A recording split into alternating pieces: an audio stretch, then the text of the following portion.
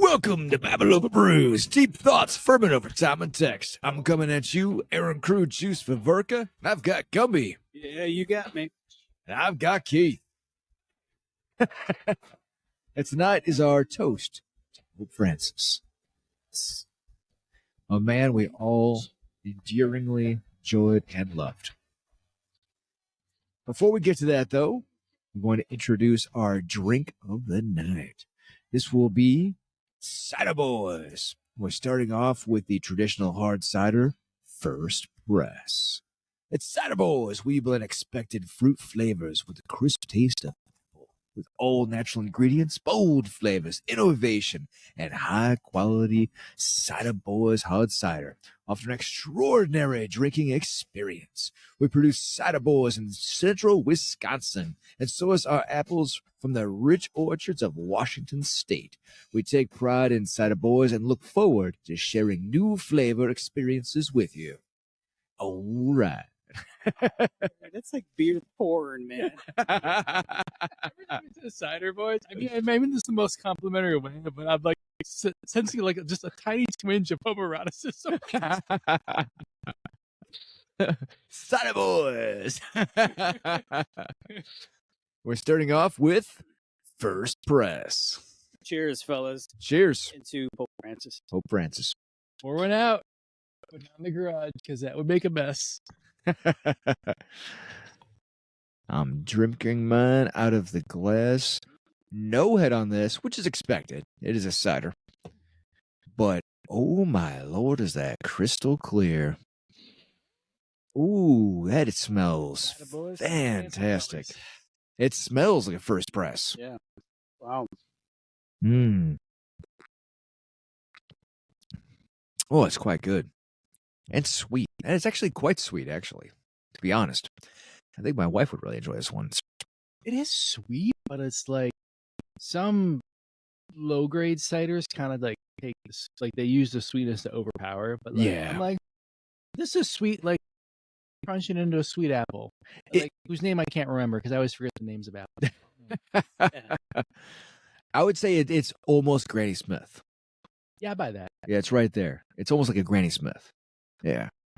It's pleasant though. It's got a nice pleasant appley flavor to it. Yeah, I like it. Fresh off the orchard. Very good. Oh yeah.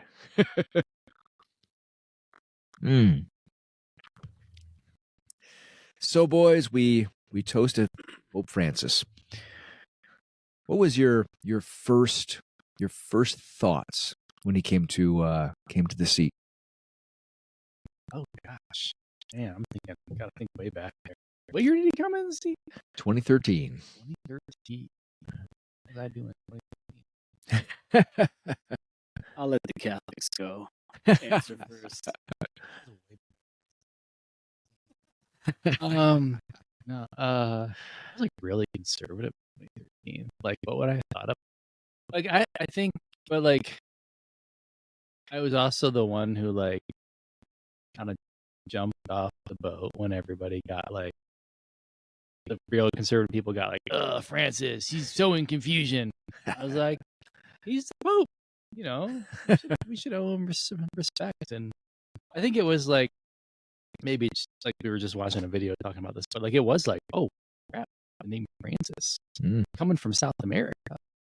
This is a bird of a different feather. Like this is, you know, we haven't done this in the church before. No, we've been very, very Italian. Maybe recently more broadly European.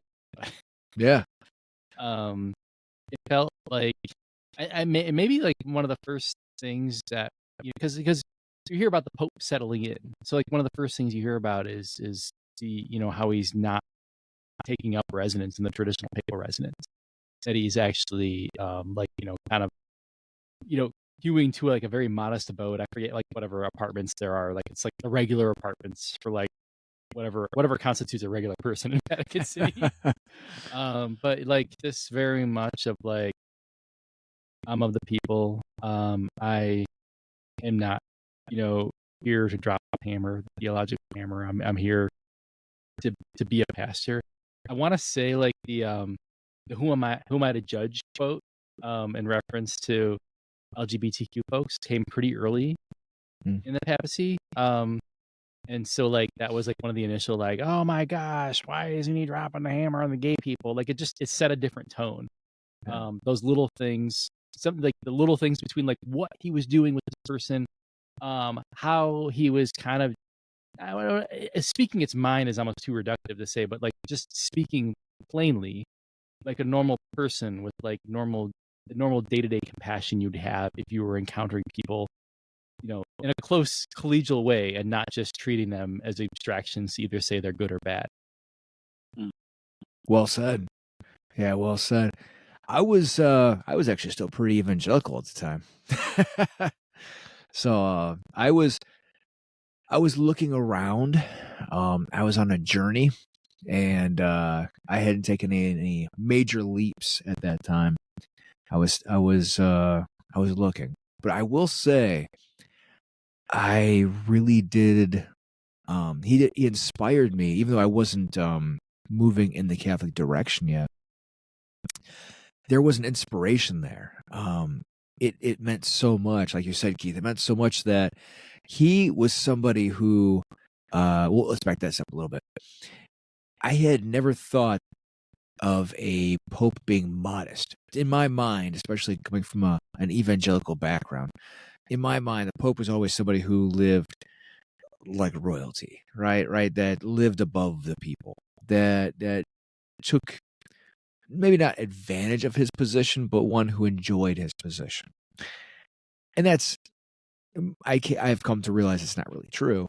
However, when I heard his story about how when he was selected as Pope, he showed up and then instead of taking a limousine, walked with the people to the Vatican. And when he got to the Vatican, refused to live in the quarters and live in the servants' quarters. And that spoke volumes to me. I was like, wow, this is a man who's living the way that he says we're supposed to live. Truly a man who believes what he's saying.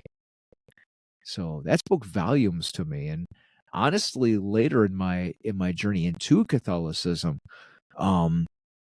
really spoke to me. The fact that there was somebody there like that, who not only took the name of Francis, but then lived like Francis. So that was something else. Yeah. Yeah. Well, I'm not Catholic. You've heard of the guy, right?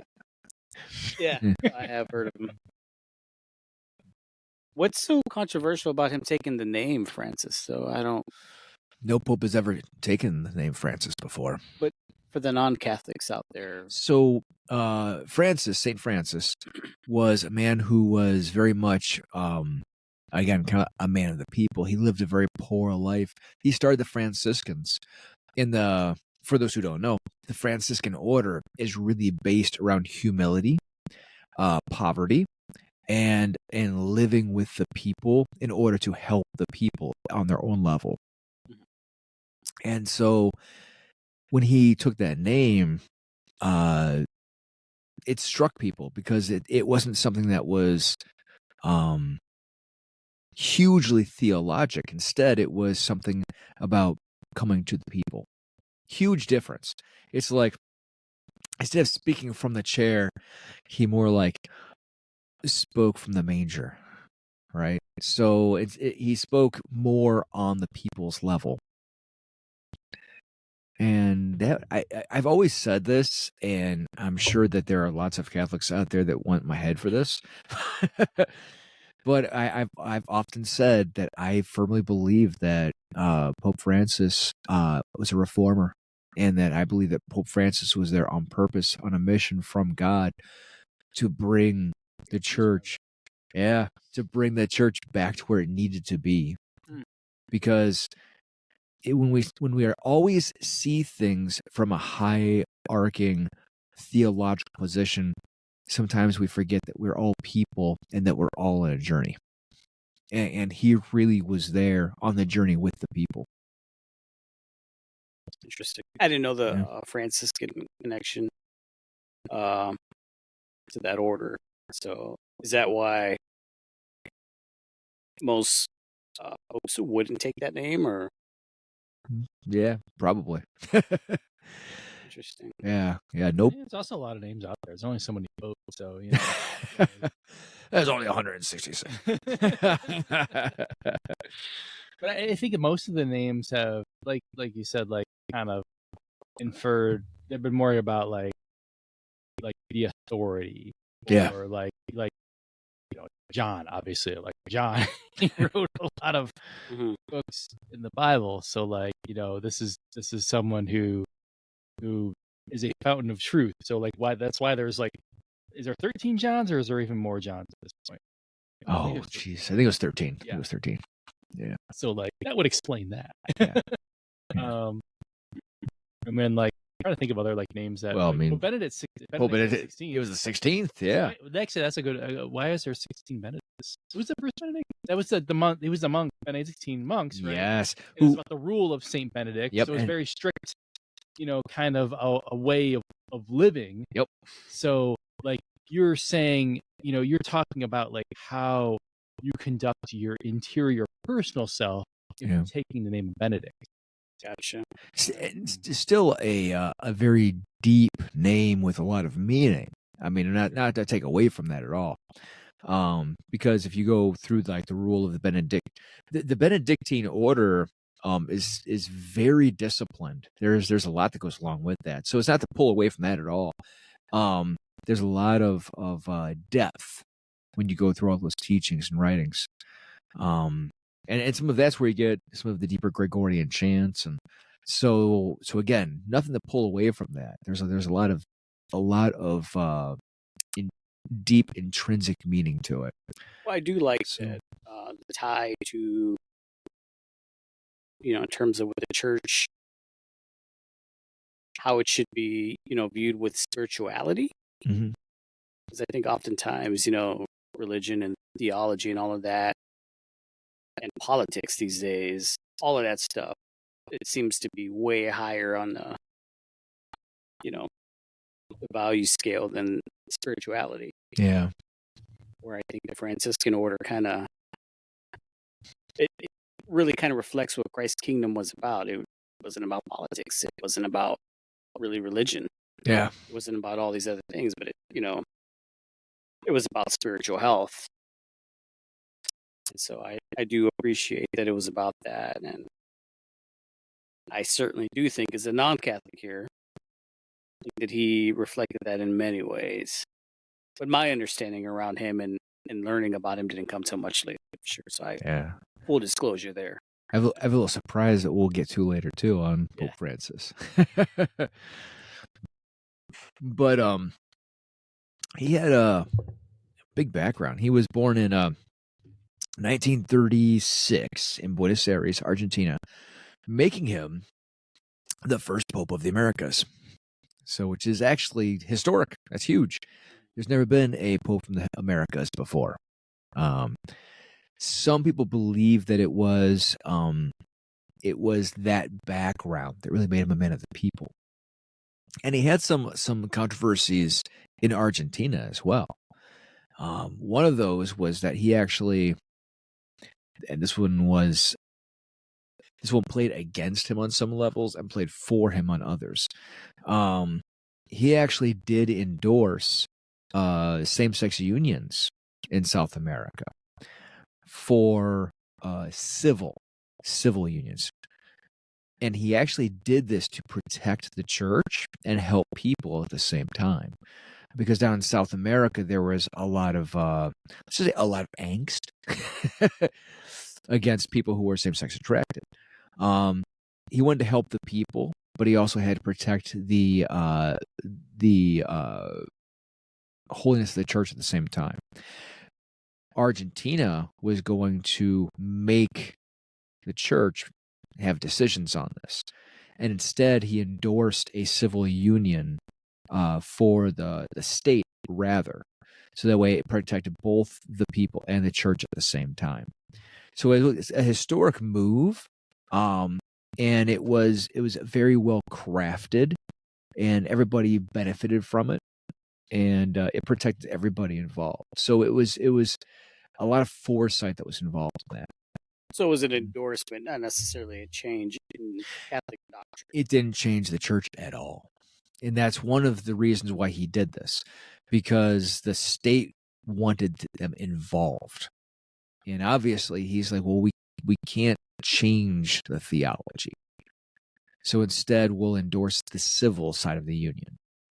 And so it protected the people in their rights and protected the church in its rights at the same time. So he took a lot of flack for that, but it protected a lot of people and the church. Yeah. He is the first. I mean, there's a long chain in his papacy, and obviously you mentioned before that, of probably the first pope who's actually extended anything resembling an olive branch to LGBTQ folks. I think there's a fair assessment that it's like, not enough. It's like, if you're looking for full affirmation, you're not going to find it there. But there's a bunch of very obvious public things that he's done. I think the one that's been the most interest in me is his correspondences with those who have ministered to LGBT people, like James Martin. He had kind words that he provided to him. There was he had a correspondence with sister from New Ways Ministry, which New Ways Ministry, if you speak to any center right Catholic, they're gonna be like, oh my God, I mean, no pope would touch that. That is way too affirming. There was one year I want to say he wrote a letter. I'm finding here that he talks. He had a reception of Sister Gramick, who was a prominent minister with New Ways Ministry. But there's a number of these instances here. There's an Argentinian nun who ministered to transgender people that he praised. So that one was the most, because those are he is directly praising the folks who are fully affirmative of LGBT, and that is to me that's even more significant olive branch than the things that are trying to weave in the middle, say endorsement for civil unions, or all these things are very laudatory, but speaking out against the criminalization of homosexuality, especially in Africa. Those are really good, but his praise he's offered, the warm reception he's offered to folks who are on the front lines, who are taking a more liberal stance there, was really interesting. Yeah. And he started out, he was actually involved in science when he was younger. As a young man, Jorge studied chemistry and worked as a lab technician. But everything changed one ordinary day of 1953 when he stopped into a local church to make a confession. It was that confession, as he later said, that he felt God's mercy in a way that was utterly personal. He knew that day his calling was into the priesthood. Yeah. Even as Archbishop of Buenos Aires, Bergoglio refused of the trappings of the high office. He declined the bishop's mansion, choosing instead to live in a small apartment, cook his own meals, and commute by bus. One bus driver, later interviewed by CNN, recalled seeing him almost daily, greeting passengers with a humble and simple kindness. I feel like some of that they showed in the Two Popes. Yeah. which was a great movie. Yeah. Even if you're not Catholic. Recommended by you. I thoroughly enjoyed it. Yeah. Open up your mind a little bit, evangelicals, and don't be afraid to watch it.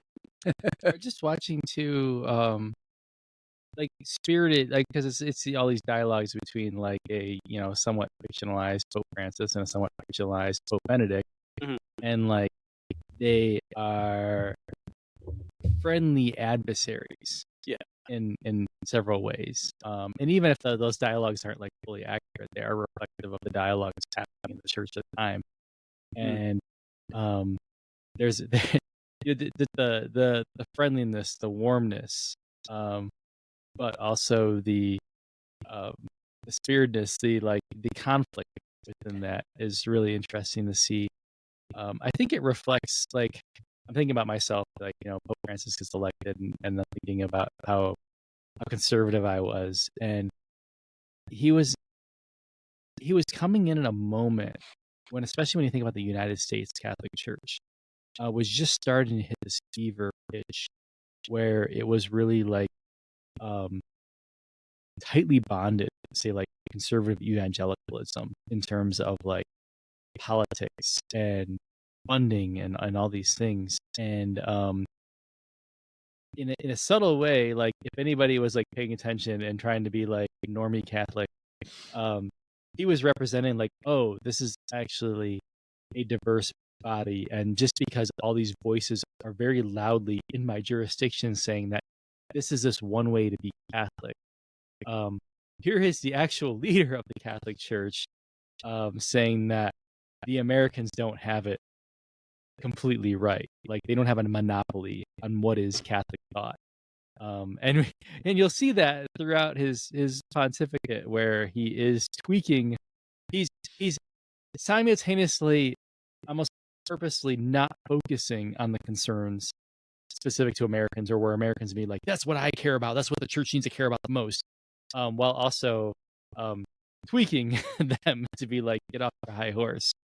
I'm trying to think of how much to go on this topic, but I'm thinking about like his encyclicals, like Laudato Si, encyclical on the environment, and it's very much focused on the social justice issues in places like South America, Africa, elsewhere, not America, that pertain specifically to climate change, like how climate change affects people in these places where it hits them first. Like when deserts expand in Africa, or when the rainforest is decimated in South America. And so then all the Americans who are like, but you need to talk more about abortion. And like they think he's talking to them, and maybe he's kind of talking to them, but he's also like not talking about them at all. And I think it's pissing them off. And then down right down to actual barbs he's kind of throwing at Trump or JD Vance or other Catholics who have been triumphant about being anti-immigrant or otherwise hateful, and him always kind of being like, when he does emerge to say to pay attention to Americans, he is very targeted. Absolutely. Yeah. And he got his story. It was the inspiration came in a flash during the conclave itself, as Cardinal Claudio Humes, a close friend, leaned and whispered, "Don't forget the poor." Bergoglio immediately thought of St. Francis of Assisi. He later said, "That's in my heart came the name Francis. The name, or the man of poverty, the man of peace, the man who loved and protected creation." From the moment he stepped into the balcony overlooking St. Peter's Square, Pope Francis set a new tone. No grandiose rhetoric, no triumphant posturing, just a bowed head, asking first for the people to pray for him. Yeah, he was definitely marked by that humility. Yep. Yeah, it's pretty cool. I'll never forget watching and some of my friends didn't like this, but I'll never forget watching him as he bowed and washed the feet of different Islamic people who were there to see him. Just in his humility, greeting the stranger, kind of like Jesus would do.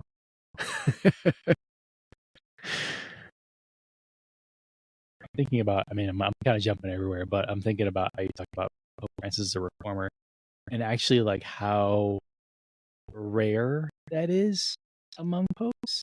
And now I just realized I was looking up that there actually were 23 Johns, but John the 23rd, who started the Second Vatican Council, he was very much of that same vein, and that was a relatively brief papacy, but after that you get what would that be, 30, 40 something, 50, almost 50 years of relatively conservative popes, non-reformers, continuists, maybe, if you could call it that, and before you get another Pope Francis.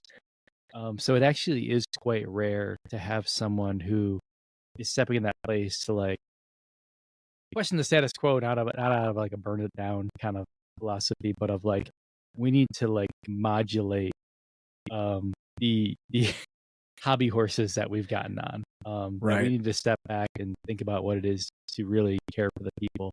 And you can see I feel like a line from John the 23rd and starting Vatican II. Of course, he didn't get to see the end of Vatican II, and you could say that because he wasn't there, a lot of Vatican II didn't get to see its completion. And maybe we'll say the same thing about the synod on synodality, who really it had a conclusion, but not like the conclusion. And like, where does that go post Pope Francis? Like, does the church, do the cardinals continue on that trajectory, or did they do like they did before and been like, that was a lot. I'm not ready for that much reform. We need to step back from the reform. Yeah. You know what struck me about the movie The Two Popes, and you guys can tell me if this was actually, how much truth or not truth there was to it, but which pope did Anthony Hopkins play? Benedict the 16th. 16th. All right. What was interesting is that despite everything that he knew, all the differences and all the differences that they held and all the things that they didn't agree on and all of that encompasses, he still knew the direction that the church needed to head in. Right. And still, lobbied for him to do that. And I was deeply struck by that. I'm like, this guy knows that, obviously that shows to me Anthony Hopkins, Pope, what was Benedict? Benedict the 16th. Was aware, basically, maybe of his own limitations. Yeah, his own limitations, his own areas of his own heart that needed to grow, whatever. And he was aware enough to know that, man, the church just needs to move in this direction towards spirituality. And though we may not agree on many things, I still know that as a whole, it needs to move in that direction. That just takes so much courage and leadership to do that. Yeah. And humility in its own way. For sure. Yeah. Yeah. I mean, it's not necessarily a show about the two popes, but maybe Aaron, I'd be curious to your opinion about like because people will be like, well, this is like dramatized, condensed. It's the two popes is painting with broad strokes. Like I've kind of taken like the safe interpretation is to like think of it not as this is what these two people would have said to each other, but this is like the two like kind of like factions hashing it out. Yeah. Like how much do you, because I know you were talking about like the possibility that Pope Benedict was kind of pulling some strings to encourage the cardinals to elect Pope Francis. Like how much do you consider the two popes to be like this is what it would have been like for these two people dialogue versus like these are dialogues that were happening in the church and we're just putting them in the bodies of these two people? I mean, I think it's a distinct possibility. Yeah. Well, would you guys consider Benedict? Is that right? The 16th? Benedict XVI. Yep. Benedict XVI. Was he more traditional and to the right? Would you guys consider? Oh, he was more traditional. Definitely more traditional. Oh yeah. Yeah. Yeah. I mean, he's the one that more or less reenacted like the Latin Rite. Brought back a lot of the traditionalist views, even more so than Pope John Paul II. See, for me, a highly, even not being religious, right, in the realm of corporate America, whatever industry you want to put it in, a highly intelligent person, a leader, can recognize that, in my opinion, that the company needs to move in this direction, or this organism needs to move in this direction, or this body needs to move in that direction.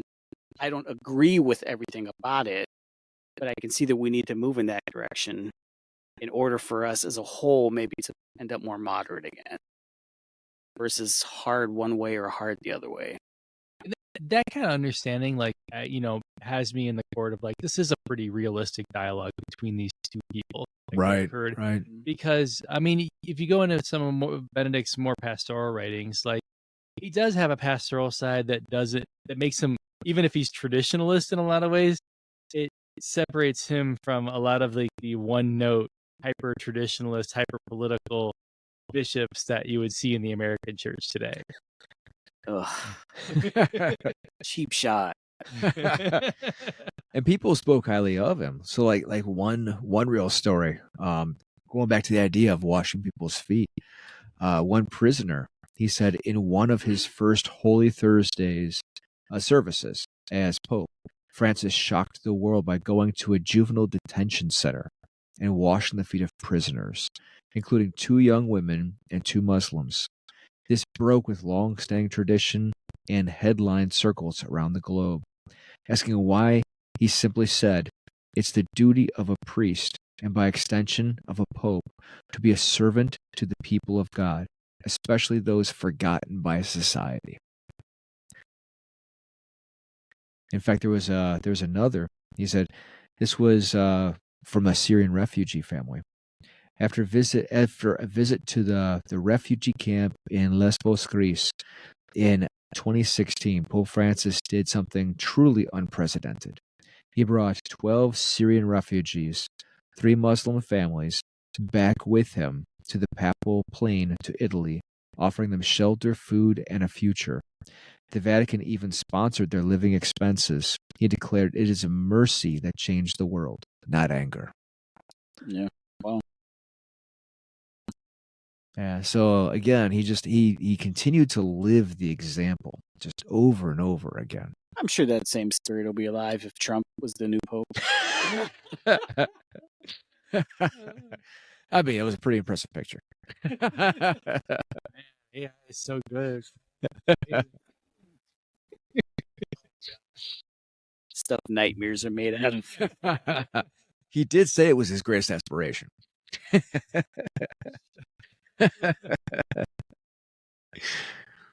Yeah, it was been fascinating watching his life. Yeah, again, he was always an inspiration to me. And there was controversies for sure. I mean, there was the whole lady statue thing in Pachamama? Pachamama down in South America. Wait, what was that controversy? So there was a small wooden statue, and mind you, the meaning of the statue is still disputed. There's a small wooden statue that was brought forward to a temple down there, to a Catholic temple, and a lot of people butted up against that big time because some people said it was a fertility object, but then others said it was representative of something that could be the Virgin Mary with child. There was so much going back and forth. Honestly, I don't know if anybody ever got a clear answer of what it was. It was created by an artist. That actually did come out, was that it was an artist that created it. It actually was not a deity at all. It was actually created by an artist in representative of whatever his inspiration was. But there was a lot of controversies that surrounded that. So there was definitely some controversial stuff that came up as well. I was recently reading, I'm trying to remember more details about it, but it was a book that wasn't about that, but it went into a shocking amount of detail about Pachamama. Oh no, here we go. Talia Levin, she's been writing some books about far right in America, and this book was Wild Faith, How Christian Right is Taking Over America. And the last part of it, I hope I'm getting the right book here. Yeah, the other book.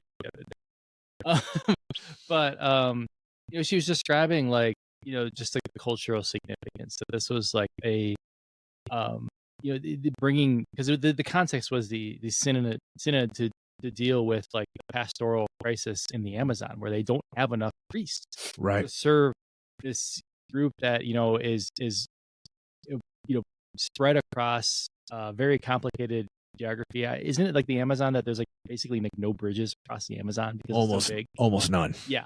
Like it's a complicated region to serve. And this was, I mean, this also goes back to like what I was talking about, like how Pope Francis like is very intentionally like, not focused on like, oh, let's just pay attention to Americans because they're loud and powerful or whatever, but like Right. actually like let's pay attention to people that are being underserved. So like that's the context of bringing the Synod of the Amazon, but like this very much was like just being welcoming of their cultural traditions, and that like these were people who were devout Catholics who were bringing their cultural traditions and not trying to do idol worship. I mean, when you look into like what actually happened that like generated the further controversy, which is apparently not just that Pachamama was thrown into the river, but there actually was desecration of other artifacts that have been brought by the Amazonians to the Vatican. And this was a wannabe far right media figure, Alexander Schugel, an Austrian Catholic Australian. I was about to do the Dumb and Dumber thing. Austrian Catholic, shrimp on the bobby. Crikey.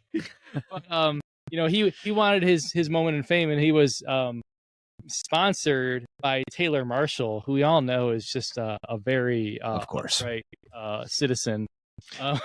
The best. So this was the far right media smokescreen at its best or worst, or most powerful or worst, to generate controversy where there shouldn't have been any, because it's just being welcoming of different regional traditions, things like that, which is a hallmark of Pope Francis, and I think a sign of moderation of non-U.S. Catholic power figures in general compared to their U.S. counterparts.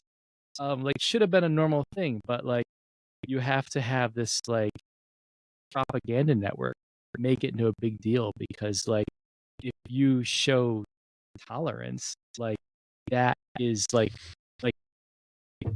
that counters their, that takes away their power. Like if that is considered, like if being chill about people being different is okay, people like Taylor Marshall and Alexander Schugel don't have power, so they have to make conflict where it doesn't exist. It shouldn't have to exist. Hey, stop that. Taylor Marshall would definitely support Pope Trump. Oh man, I feel like we did talk about that a little bit, about how he was actually like one of the leaders of Catholics for Trump in the 2020 election. Yeah, that was an interesting month of YouTube when he was like trying to like really pump up Stop the Steal. Which are worse though, Catholics for Trump or evangelicals for Trump? Oof, is there a difference? They're the same thing. I don't know. I'm asking. These are two pictures of the same thing. Two sides of the same coin. Yes. I mean, one paints in blue, one paints in a different shade. I mean, maybe a little mahogany. I don't know. So the whole Pachamama thing, is that I say? Pachamama, yeah. It was just a cultural thing from these people. That's all it was. They brought something from their home to. Oh, jeez. Like this is like, they're not. They're Catholic. Yeah. Like they're not. I don't think But every Catholic is a little different, and Catholics in the Amazon are going to be a little different than Catholics in Cleveland. Yeah. So they brought something from home. I mean, it shows their reverence for. I mean, there's allusions to, like, say, like the Virgin Mary, or like fertility or whatever. Like those kind of all run in the same streams, but they're like different. There was no evidence that they were trying to like bolster idol worship in the Vatican. There was nothing. That was constructed of whole cloth. And that's why Schugel went in the middle of the night and broke into the church and stole the statue and threw it in the river and then posted about it on the internet. Yeah. I mean, honestly, the terrible irony of this is that like nobody would think twice if they like gave if they gave Pope Francis like a leprechaun. Yeah. Or the pink flamingo from the Catholics in Parma. Yeah. But yeah, so there's some terrible irony in this. If it was like anything else from any modern day culture, people would have no problem with it. Yeah, it's not European. That's the problem. Right. Yeah, but that was a hallmark. Was that he was so accessible. In fact, he was known for picking up the phone and personally calling people who wrote to him. That was actually one of those things. And one of the very interesting things is that he would often refuse to ride in the Pope-mobile. That was like one of those. He had a Batmobile. The Pope-mobile. So the Pope-mobile came about like during Pope John Paul II because he had been shot, and so they had created the Pope-mobile where it had bulletproof glass around it. But he often would refuse to ride in it, and he would say, "You cannot greet people from inside a sardine can," and then tell people that God is my bodyguard. Fascinating. This has me thinking, like, between what we were just talking about a minute ago and, like, conservative critiques and kind of his off the cuff nature.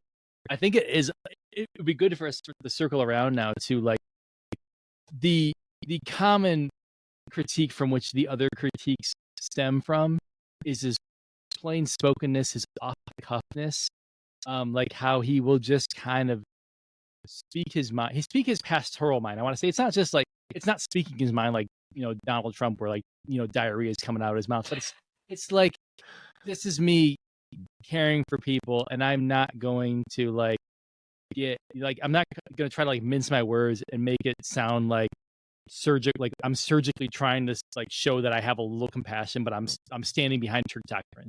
It's showing pure compassion. Like the first one, as I mentioned, was talking about LGBT folks and saying, like, who am I to judge?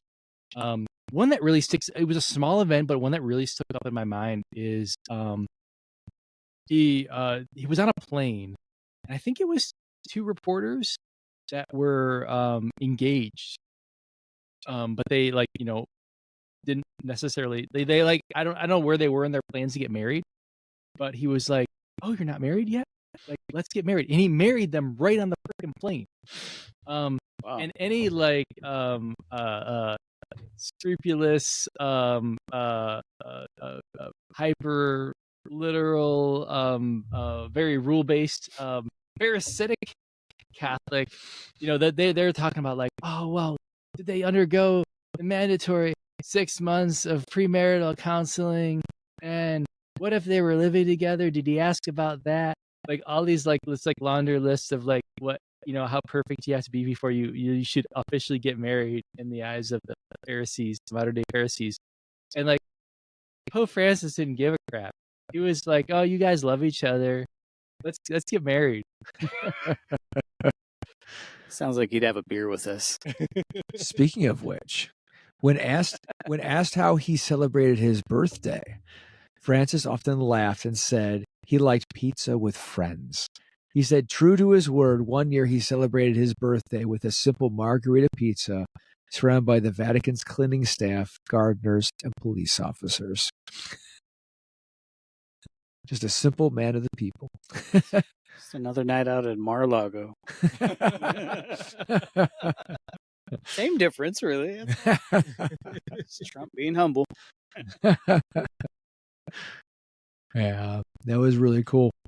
There was Pope Francis leaves behind. This is from a magazine. He said, leaves behind no towering monuments of stone, no military victories, no riches, no gatherings, no vaults. Instead, he leaves something far greater: a revolution of tenderness, humility, and mercy. Well, as the non-Catholic of the group here, I would say, for me, that made me the biggest fan of him as of recently would definitely be his views and vocal opinions, and just of everything that's going on with Palestine, and not being afraid to speak out about it, the injustice that are going on there.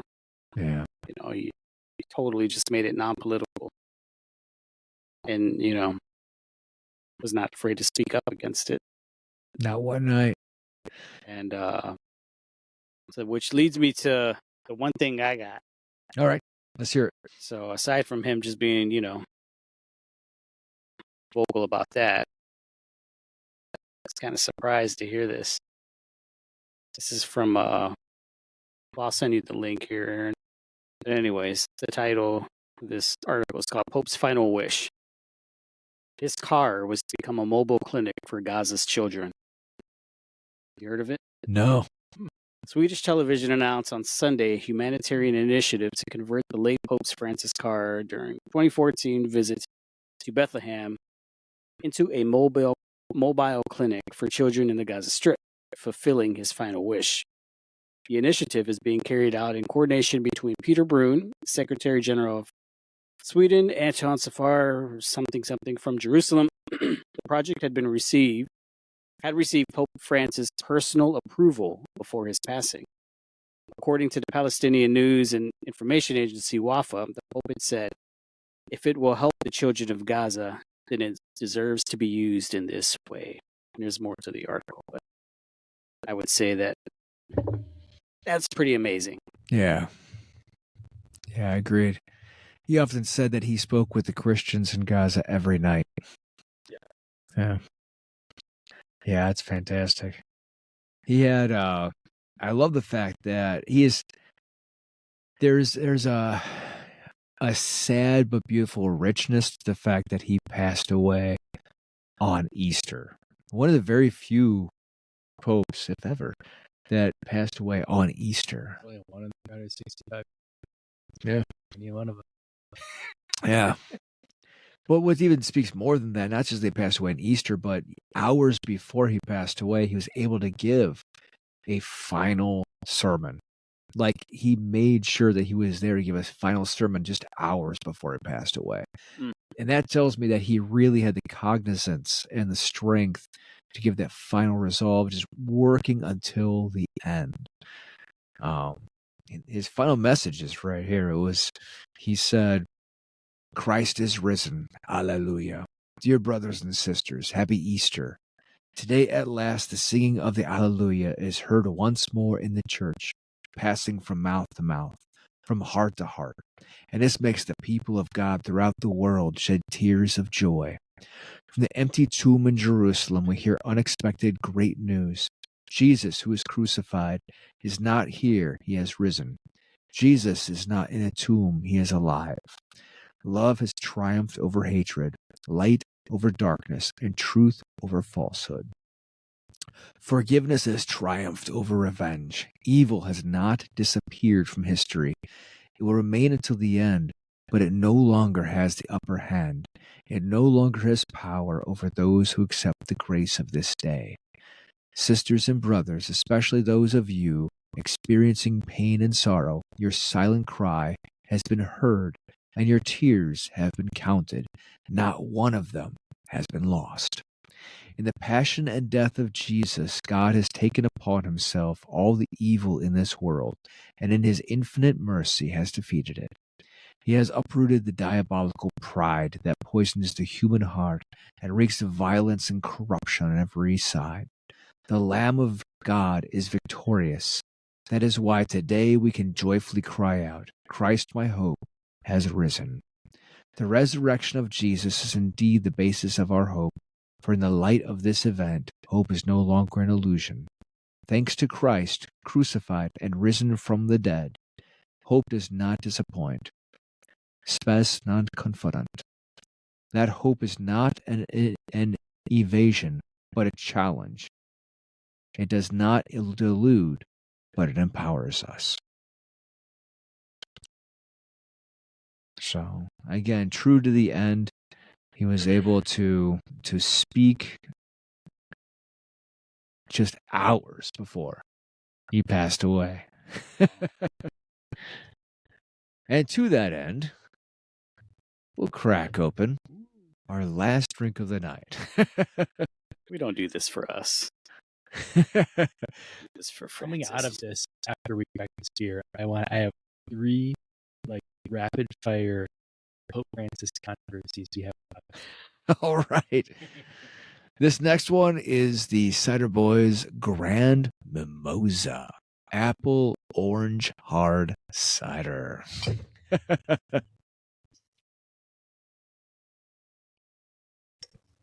Man, She went out of that. I haven't drank this much beer since Lunch today.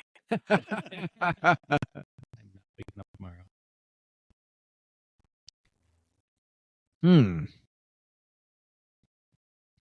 I do love a good orange. Oh, this is actually a bit lighter than the last one. Oh my Lord. Yeah, it's special. A very slight orange hue to it. Ooh. I do have a slight citrusy nose to it. That lives up to most part of the name. Yeah. Oh my Lord. There is this overarching, slight, but very pleasant orange flavor to it. Yes, there is. So I got made fun of by some of my college friends because after we were all freshly minted 21-year-olds, we went on a spring break trip to the Smoky Mountains, and I became notorious over the week for cracking a beer for breakfast. So I became the beer for breakfast guy. And this, I mean, I guarantee it's a cider, but when you think of beer for breakfast, this Grand Mimosa from Cider Boys is top of mind. It's really good. I'm pleasantly surprised. It tastes like a mimosa. Yeah, it's good. I'm regretting a little bit, not just like stuffing this under my coat and taking it home and cracking open breakfast in about 6 hours. Well, these come in threes, so these are the only 3 that were in the box. Which means I have to go buy another box.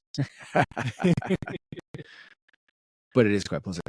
It's funny you mentioned the Smokies. I have a very small anecdote.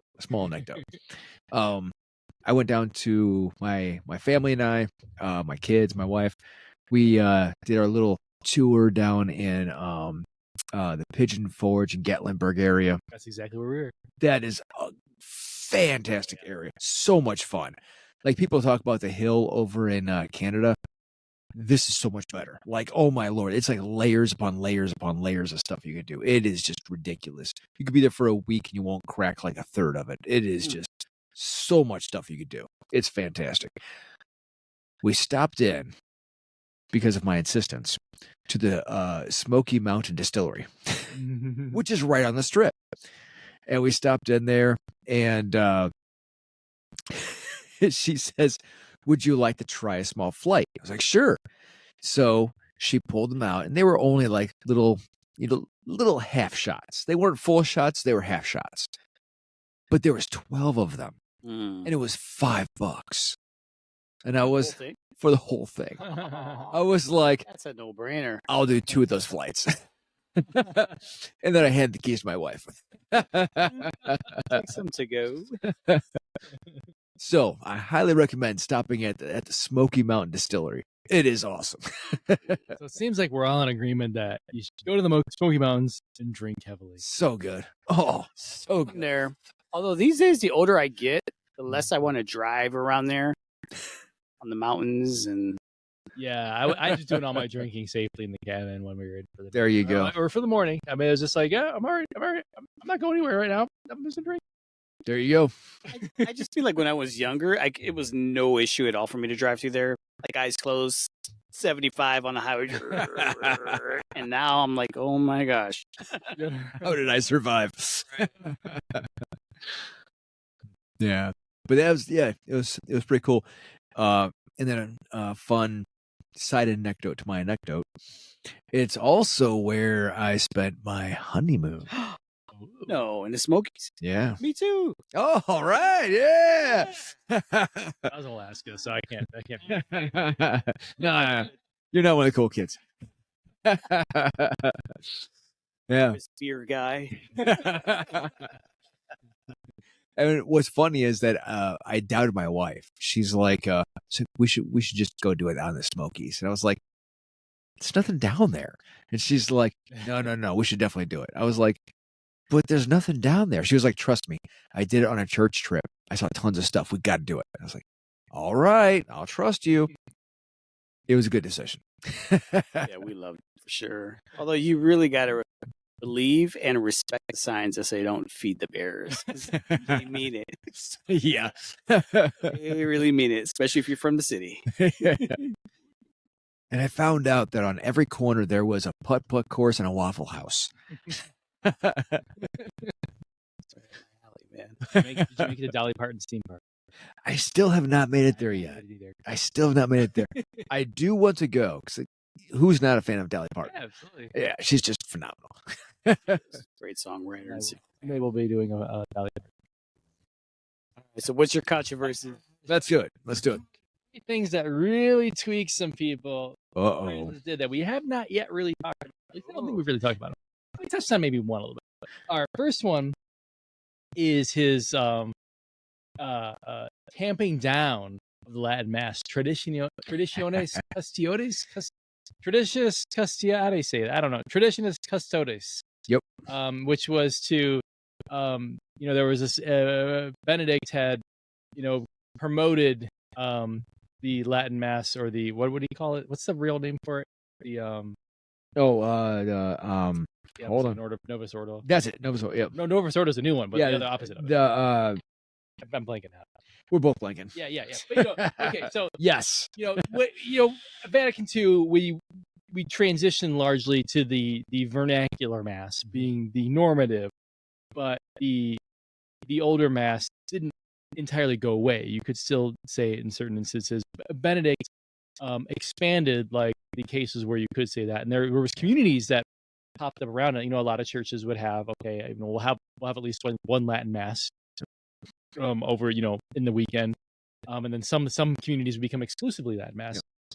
And Traditionis Custodes really said that, like, hey, this is not a parish thing. I'm trying to remember exactly what parameters you put around it, but basically that, like, I can't even remember. It has so it had to be designated by the Pope, by the bishop. Yeah. So each bishop had to choose which churches, and I say churches loosely, but they had to be a traditionalist church, parish. It couldn't just be any of them. That's right. Yeah. So it had to be a traditionalist parish that had been established a long time ago.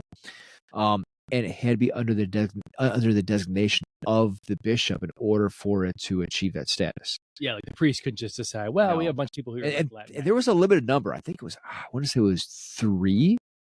I think it was 3 per area. I could be wrong, but I believe every bishop was allowed to have 3. Interesting. Yeah, I wasn't sure of the number. I could be wrong, but I'd read that somewhere. At any rate, this represented like a significant, I would say, suppression of this like increasing trend towards having masses again fully in Latin, which also were like often typically accompanied with, like, especially in the United States, like pretty extreme conservatism. So like it can be seen as a political act. And this is probably one of the one things Pope Francis did where I'm like, oh man, maybe if absent of me like not wanting to see these political movements gain steam, like maybe that's a little bit harsh if you're just thinking like, oh well, it's people who want to like speak in Latin or something like that, or have Mass in Latin. And this is where I can see both sides of the argument, because and I go to a predominantly Latin Mass. I enjoy it. My children actually really enjoy it. In fact, they actually prefer it. So I can see both sides of the argument, because the tradition is there, and the younger generation really does crave that tradition. They really do. Like I said, my kids really enjoy it. We've gone to both sides we've gone to different masses, and they prefer the more of the traditional mass. However, there is another side to this, because there are those who will tell you that unless it's a Latin Mass, it's not a legitimate Mass. And that's the problem. The problem is not the Mass itself. The problem is the arrogance that comes with those who tell you that the only Mass that's legitimate is the Latin Mass. There was there was actually a really good article that came out in American Magazine. And it was somebody who had gone for years to Latin Mass. And he said, I know that what Pope Francis did sounds harsh. He said, but it was to stop people like me. And then he wanted to explain. He's like, I was one of those people that did that. He said, I was one of those people that would go into a Novus Ordo Mass, and I would loudly say, this is not legitimate. He's like, I was one of the disruptors. He's like, so people like me were the problem. And so his humility and actually coming out and confessing to that show that there are those people that cause that problem. It's not the Mass itself that's the issue. Again, I usually attend a Latin-based Mass. The problem is those people who go around with the arrogance saying that it is the only legitimate Mass. Like, even if you discount the political baggage that seems to tend to come with it, like, it was the source of division. And that's, I think it's in tradition as Custodes, like, that's what Pope Francis is honing in on, is that, like, Catholics are dividing themselves, not acting as, like, one body in Christ, based on, like, the language in the Mass and, like, the precise liturgical structure of it. Yeah. We've kind of had that same schism on the evangelical side. Like, churches aren't legitimate unless they're handling snakes. I digress. All right, yeah. Well, I mean, you're not wrong. Sorry, that was just. I mean, honestly, you could probably construct a similar thread when you talk about, like, mainline versus evangelical or Pentecostal. King James, versus non-King James, Reformed versus the evangelical. All right, it's just another variation of, like, let's take something super specific to, like, divide ourselves so, like, one side can say that they're superior over another. This can really snowball on the evangelical side, and so how many denominations. But yeah. To harken back to the 90s, it's like, NSYNC versus Backstreet Boys, Christina Aguilera versus Britney Spears. What is pop music? Yeah. All right, what's the next one? What's the next one? All right, so this is the one where it was, I feel like people said the most that, like, oh, Pope Francis is imprecise in his language and he's so in confusion and it's tragic. Was his not his first encyclical, but one of his earlier encyclicals, Amoris Laetitia. I hope I'm pronouncing that correctly. One of the key things that was she was one of the Addams family. Yes, he opened up a pathway for divorced and remarried Catholics to receive communion. He referred to the term specifically of accompaniment, where under pastoral guidance, where the pastor is talking to the person, examining the situation, where, like, okay, if you go by the book of church law, you're objectively in manifest, persistent, grave sin, but in practicality, you're trying to do right by your family that you've created through this new relationship. So therefore, like, instead of just saying, well, these are the rules, no, let's actually, like, say that pastors can evaluate the situation, decide whether you can be kind of like a normalized Catholic who receives communion, who doesn't have to, like, be living under this weight, like, you're always in grave sin. Yeah.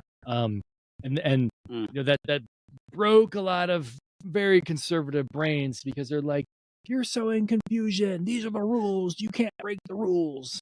But then it comes down, if you look historically, is that correct? Oh. Yeah, because that's not always correct. And a lot of that is under a bishop tutelage. So a lot of laws, a lot of canonical laws that people think are canonical laws may not be canonical laws. And there's a lot of guidance there that's supposed to take place to get people back to where they should be. So, but yeah. Yeah. I feel like in what because, obviously that controversy happened, like, long before I actually read Amoris Laetitia. And when you actually read the whole thing and you see the context in which this is laid out, where it is this document about being sensitive to life situations. Like I think there's a whole part where it just talks about like, kind of like the artificial roadblocks that are thrown up where like people don't end up getting married where maybe they like would have in the past, where it's like, you need to have this money or you need to be in a certain situation to be married. So instead of just looking at something like a couple who is living together but isn't married and being like, those are sinners, like actually trying to like examine what they're trying to do and being sensitive to like how they perceive like what they're doing. Like they're even in this thing that like in a certain like view of what the church says looks wrong. They're trying to live a loving relationship, and we should actually be sensitive to that instead of just saying bad, bad, bad, bad, bad. Right. Yeah, for sure. So like in that broader context, like it's actually like a really revolutionary document. I think in a lot of ways it doesn't get a lot of publicity in that way because of that one little part. And I think it speaks to like the character of Pope Francis all that like he is all about accompaniment, not just in that one case, but in many, many cases. Wait, you mean actually tutoring people inside the Christian faith?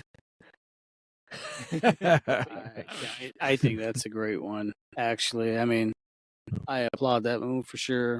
Yeah. And there's, again, going back to the tutelage, there's a lot of preconceived ideas that there's hard rules on things. Well, something as simple as, priests can't get married, right? Except when they did get. Then why to this day are there married what happened? Priests? Because not every rite is the same, right? And so like, now it is true that you have to be married before you take the role of priest. However, there are priests who are married in the Byzantine rites, in the Eastern rites. So, or even the one where they brought in some Anglicans. Yep, that's true. I was just sitting there thinking, I was realizing like one of like the big like conservative priest pundit people is a married priest, Dwight Longnecker, because he came in with that whole like wave where they let in certain parishes, like Anglican parishes you wanted to convert to Catholicism. Yeah.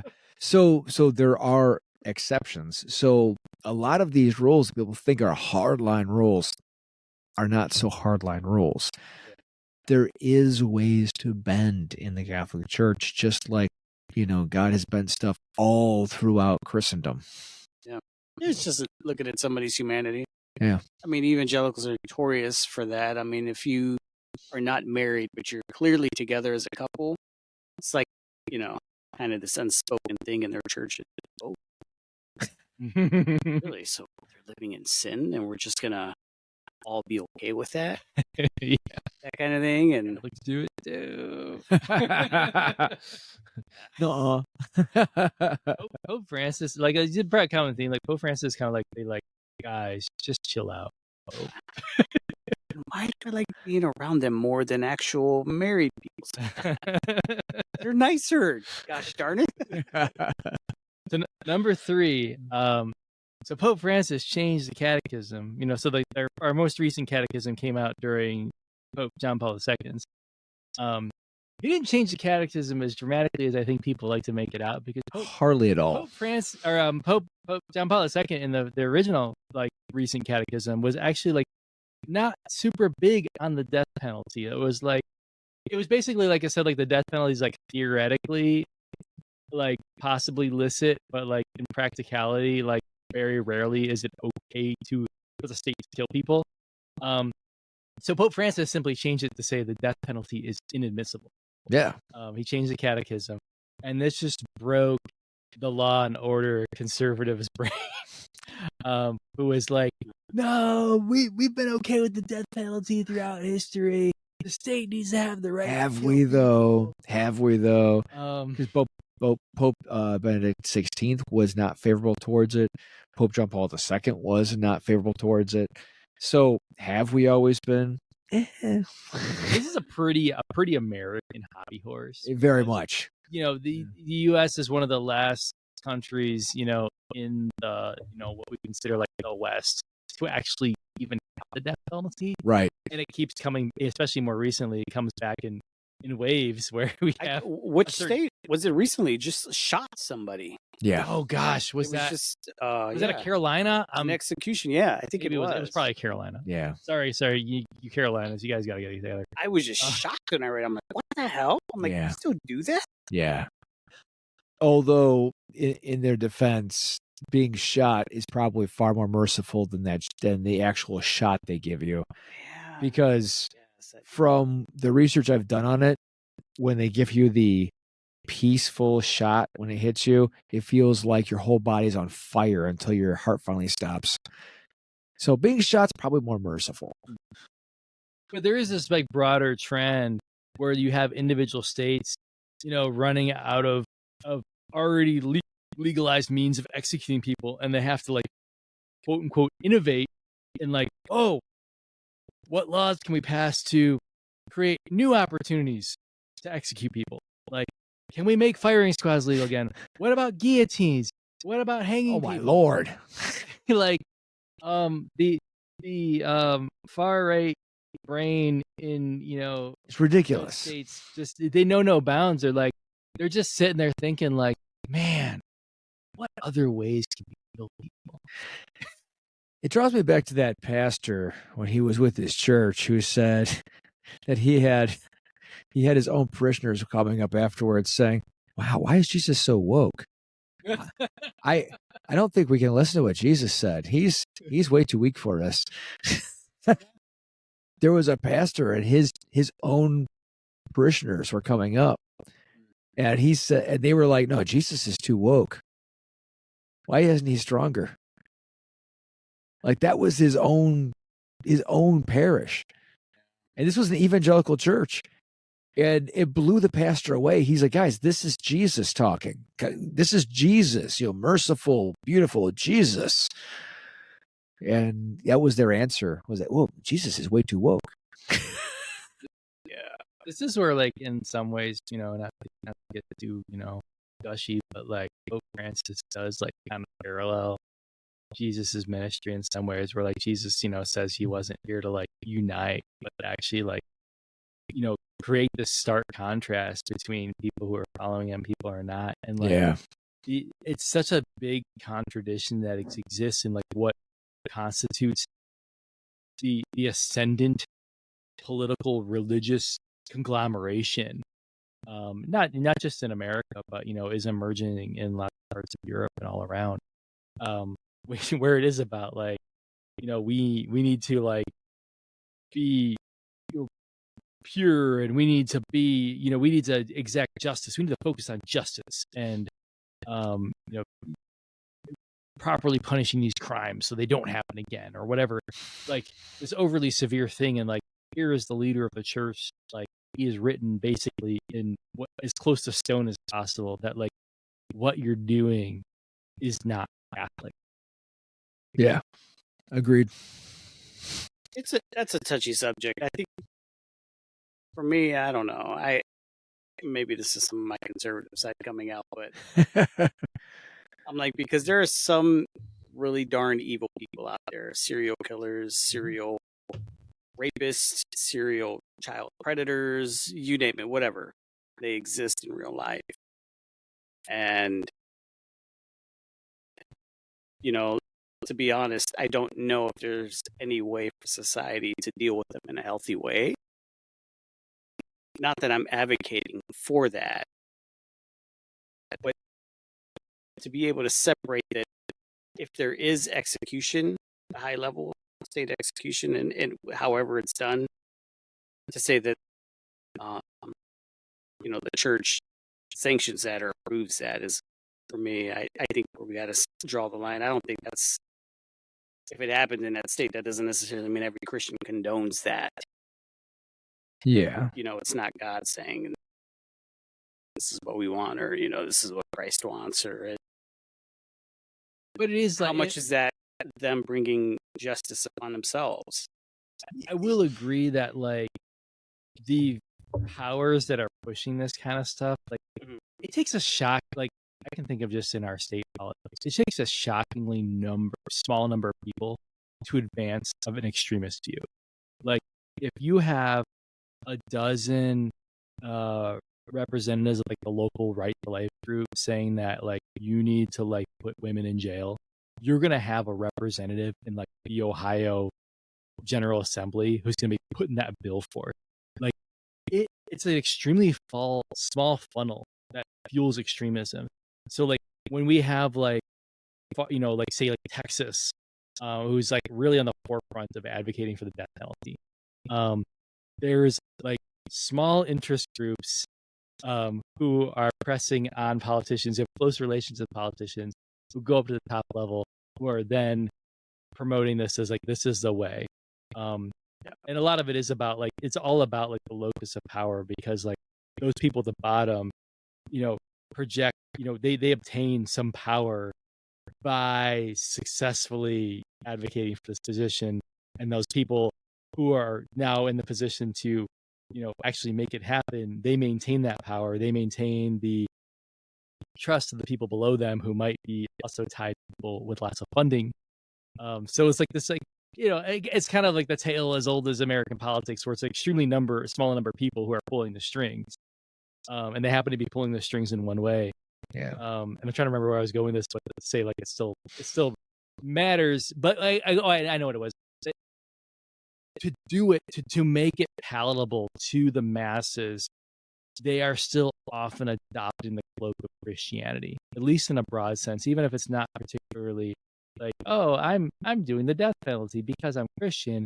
Like the leaders who are doing these things, like Governor Abbott of Texas, dude in Oklahoma especially, they are taking on this mantle of like they are Christian leaders, and like what they are doing is a reflection of Christian morality, and Christians should support them, even if it isn't. And I think that's meaningful.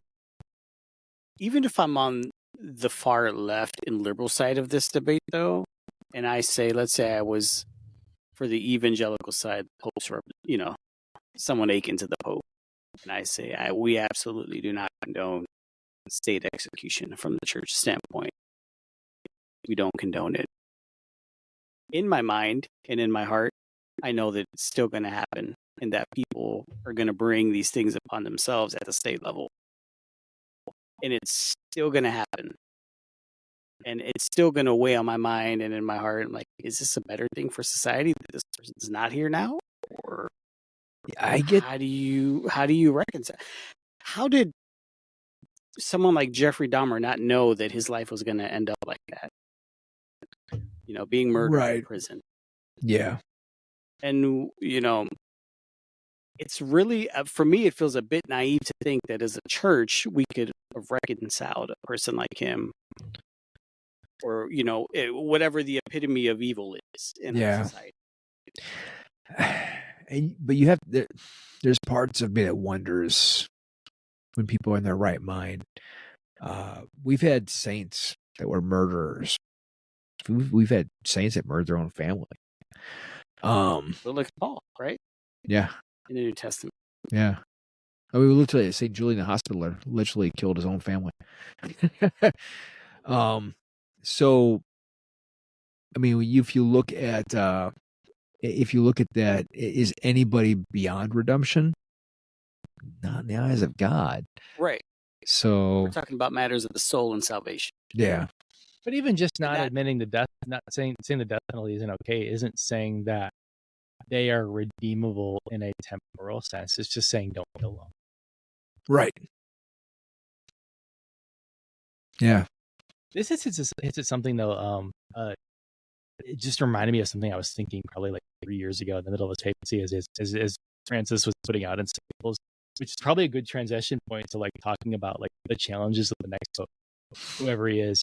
I had been thinking, I'm trying to remember when I thought of this, like what encyclical, maybe it was when he did the death penalty thing, or maybe it was when he did the second environmental one. I can't remember.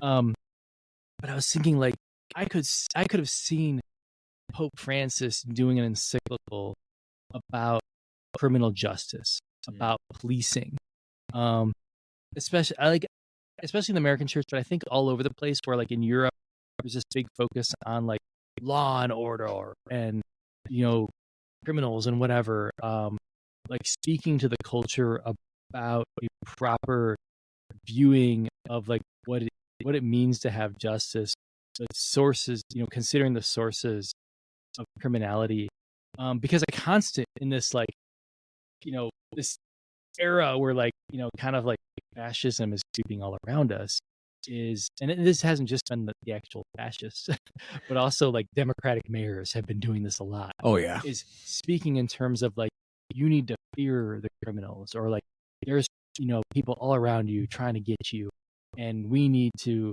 be tough on crime. And like for decades now, that has led us around the wrong path and has led to widespread cruelty, the war on drugs, the mass incarceration in the United States. But like it's been this like powerful political force where if you tell people that there's a bunch of dangerous people out there right now, or crime is getting worse, and that they need to elect you to solve that problem, like that he holds huge sway to often like really really bad outcomes. Like as like in the most recent presidential election, as like one side was arguing that crime is going way up, actually crime was going down. The statistics said crime was going down. It was going down because the argument that crime was going up carried the day. People elected people who saw as their mandate to exact mass cruelty on anybody who they thought were criminals. So I feel like this is like a really ripe area for like a future pope to speak about. Maybe it was my hope if Pope Francis has been around a few more years that he would have gotten to the subject. Yeah, you're not lying. And I think it's because a lot of people so a lot of people don't think of evidence as objective. For them, it's subjective, right? So instead of looking statistically at what is happening with crime, we'll use that. They'll look anecdotally. Well, I know that Marie around the corner, well, she just suffered a tragedy, right? She was just, her family was just killed, right? So obviously crime is up. So they're looking anecdotally. They're not looking objectively. They're not looking at, statistically crime is down, right? No, it must be up because my neighbor was killed, right? So, and that's the problem. Or like on a national scale, like Laken Riley was killed by an undocumented immigrant, which is of course horrible. But because of that, we're now going to say that thousands and most undocumented immigrants are would-be murderers, so therefore we have to deport them all with due process. And again, this is where I get to subjective versus objective, right? So subjective, look, there was somebody who was killed by an immigrant. Okay, now how many people were killed by citizens yesterday? Right, yeah, nobody talks about that. And how many were killed by sanctions of war that happen exactly every day in our country. Yeah. So for me, the argument has to do with when I think of when Christ said, "Those who live by the sword will die by the sword," was actually a very spiritual principle. Mm-hmm. Those who live by violence will probably meet their end by violence. Absolutely. Whether it's by the state, by their own people that they deal with on the streets of violence, or by war. I mean, I just think that was a spiritual principle. Some call it karma, whatever. Yeah. So that's why I don't know. It's a touchy subject. It is. I think that gets to the heart at like one of the chief challenges that I hope the next pope takes on is to. Pope Francis did address it. He did address it. Especially he with really the did. Palestinian and Jewish war. No, he hit at it over and over again. He hit it with the environmental aspect too, but to go even further on like this, like what is actually doing harm? Because as a world society, we have this completely messed up sense of what is actually harmful. We go after petty thieves when actually the biggest robbery in our nation and probably the world is actually wage theft. It's actually like 100% taking money from poor people. It's not poor people stealing garden gnomes off the lawns of other poor people.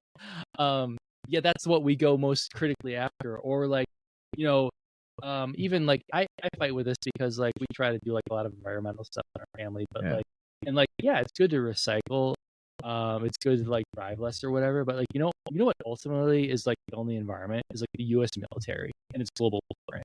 Like Yes. no number of cans that me or our entire community can recycle can make up for like what they do with like when they run one fighter jet just for the hell of it.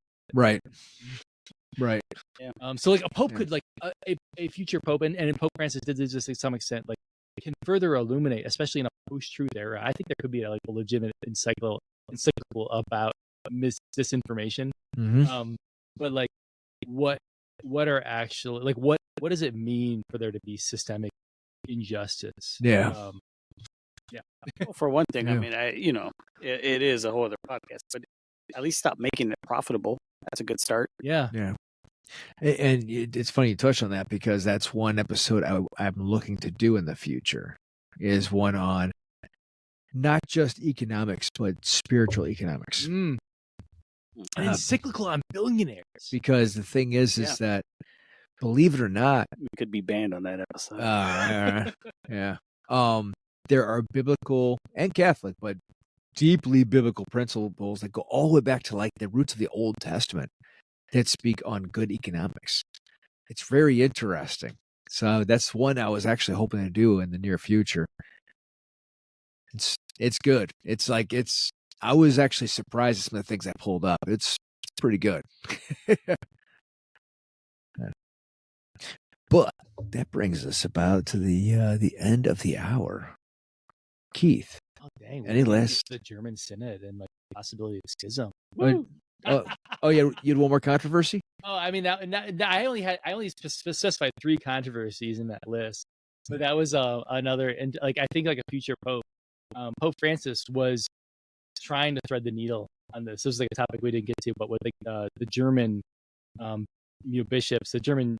I think we talked about this before about like kind of like the unique setup that the German Church has and why they have been pushing social issues like LGBTQ inclusion and changes to church teaching on sexuality.